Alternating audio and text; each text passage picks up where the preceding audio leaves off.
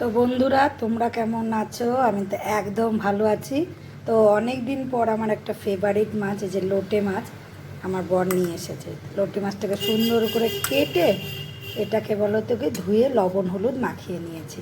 সব সময় তো ফ্রেশ লোটে মাছ পাওয়া যায় না, তাই আনাও হয় না। তো আজকে লোটে মাছটা কিন্তু একদম ফ্রেশ। তো লোটে মাছের আমি করব ঝুড়ো। আমার না ঝোলের মধ্যে এমনি ছেড়ে দিলে ভেতরে যে কীরকম একটা পিছলা পিছলা থাকে, আমার ওটা খুব ঘৃণা ঘৃণা লাগে। তো যাই হোক, রসুন নিয়ে নিয়েছি, আদা কুচি, লঙ্কা কুচি, টমেটো কুচি আর পেঁয়াজ কুচি। আর এখানে নিয়ে নিয়েছি হলুদ, লঙ্কার গুঁড়ো, জিরা আর ধনে। তো তোমরা একটু অল্প লঙ্কার গুঁড়ো দেবে, কেন বলো তো? বেশি লঙ্কার গুঁড়ো খাওয়া তো ভালো না। আর এটার মধ্যে কী সব মিশানো থাকে তাও আমরা জানি না, সুতরাং কেন রিস্ক নিয়ে কোনো লাভ নেই। তার জন্য নিয়ে নিয়েছে গোটা কাঁচা লঙ্কা। তো এরপরে কি বলো তো, যখন আমি শেষবেলায় নামাবো তখন কিন্তু এই গোটা কাঁচা লঙ্কাগুলো উপরে কেটে কেটে দিয়ে দেবো। তো তেল গরম হয়ে গেছে একদম। তো এখন এখানে দেব ফোড়ন। তো বন্ধুরা, তেলটা এখন গরম হয়ে গেছে, দিয়ে দিলাম হচ্ছে তেজপাতা।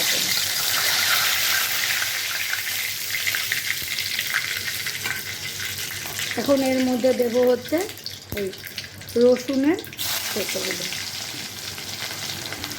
রসুন থেঁতো আর এই কাঁচা লঙ্কা কুচিগুলো দিয়ে দেবো।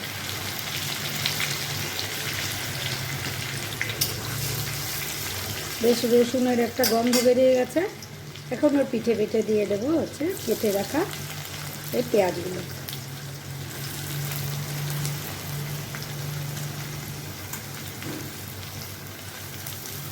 একটু বেশি করে রসুনটা দেবে, তাহলে দেখবে ভালো লাগবে খেতে।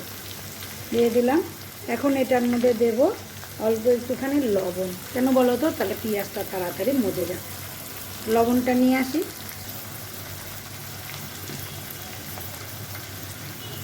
এটার মধ্যে আন্দাজ করে একটু লবণ দিয়ে দিলাম।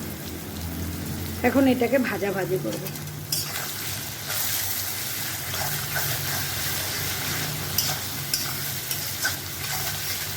তাহলে এটাকে খুব সুন্দর করে ভাজাভাজি করে আবার ফিরে আসছি।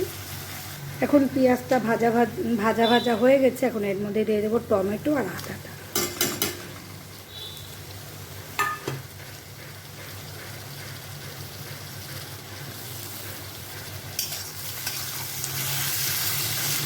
খুব সুন্দর করে ভাজা ভাজা করে নেব। তো বন্ধুরা, তোমাদের কার কার লোটে মাছ খেতে ভালো লাগে অবশ্যই কমেন্ট বক্সে জানিও। আমার তো সব মাছের মধ্যে আমার এটা একটা ফেভারিট মাছ। মানে আমার সামুদ্রিক মাছ খেতে খুব ভালো লাগে। বিশেষ করে বলো তো কি, পমফ্রেট মাছ, চিংড়ি মাছ, তারপরে লোটে মাছ। আর একটা মাছ আমার খুব প্রিয়, সেটা হচ্ছে ইলিশ মাছ। এই কয়েকটা মাছ হচ্ছে আমার প্রিয় মাছের তালিকা। আজকে অনেক দিন পর না আমার খুব আনন্দ লাগছে যে আজকে লোটে মাছের ঝুড়ো দিয়ে ভাতটা খাবো। আমার অনেক দিনের ইচ্ছা ছিল লোটে মাছ খাবো, লোটে মাছ খাবো। তো বাজারে যেই লোটে মাছগুলো সবসময় ওঠে না, ওগুলো জানি কীরকম একটা কালার হয়, দেখে মনেই হয় ফ্রেশ না, তার জন্য আনা হয় না। অনেকে আছে মশলা টশলা কষিয়ে না, ঝোল টোল দিয়ে যখন ঝোলটা ফোটে তখন ওই মাছগুলো যে ধুয়ে রাখা লবণ হলুদ মাখা মাছগুলো আস্তে করে ওপরে দিয়ে ঢেকে রেখে দেয়। কিন্তু ওইটা আমি খেয়ে দেখেছি, ভেতরে না কেমন একটা পিছলা পিছলা ভাব থাকে।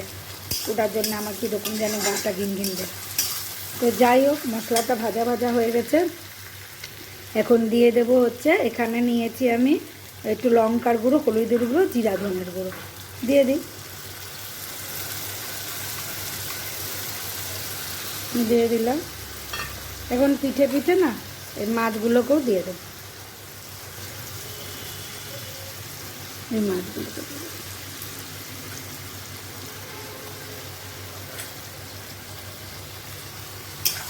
মাছগুলোকে দিয়ে এখন একটু ওলট পালট করে নাড়াচাড়া করে এটাকে এখন কিছুক্ষণের জন্য ঢেকে রেখে দেবো।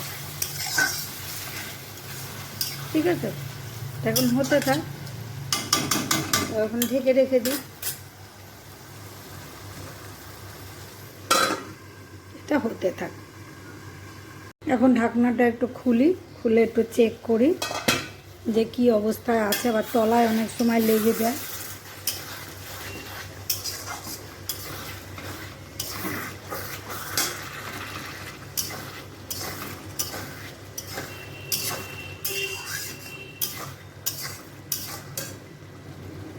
এখন এটা লবণটা একটু টেস্ট করে দেখতে হবে।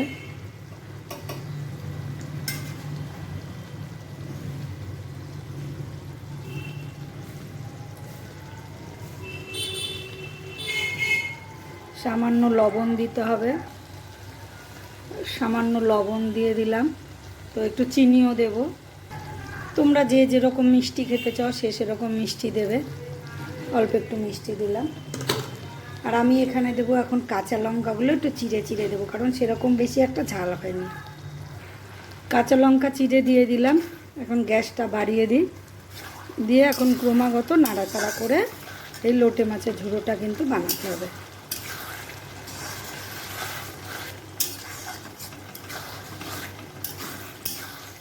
তো এরকম করে নাড়াচাড়া করতে থাকবো। আর আমি সবসময় যখন রান্না করি না, আজ মনে করো 20 বছর ধরে আমি এই লোহার কড়াই রান্না করে খাই। কারণ বলো তো, আমার খুব রক্ত না কম থাকতো শরীরে, আর আয়রন অ্যাবজর্বও আমি করতে পারতাম না। তখন ডাক্তারবাবু বলেছিল আপনি যে কোনো কড়াইয়ের থেকে দূরে থাকবেন আর এরকম লোহার কড়াই রান্না করে খাবেন। তাতে কিন্তু আমার অপকার হয়নি, উপকারী হয়েছে। বন্ধুরা চলো, আমার এই লোহার কড়াইটা দেখতে হয়তো তোমাদের অনেকের খারাপ লাগতে পারে, কিন্তু লোহার কড়াই নিজে সাদা করার কোনো মানে হয় না।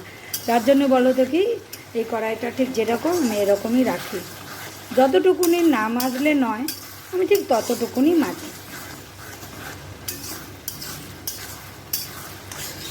এটা খুব সুন্দর করে এখন ঝুড়ো ঝুড়ো করতে থাকবো। তো তোমরা সঙ্গে থাকো আর দেখতে থাকো।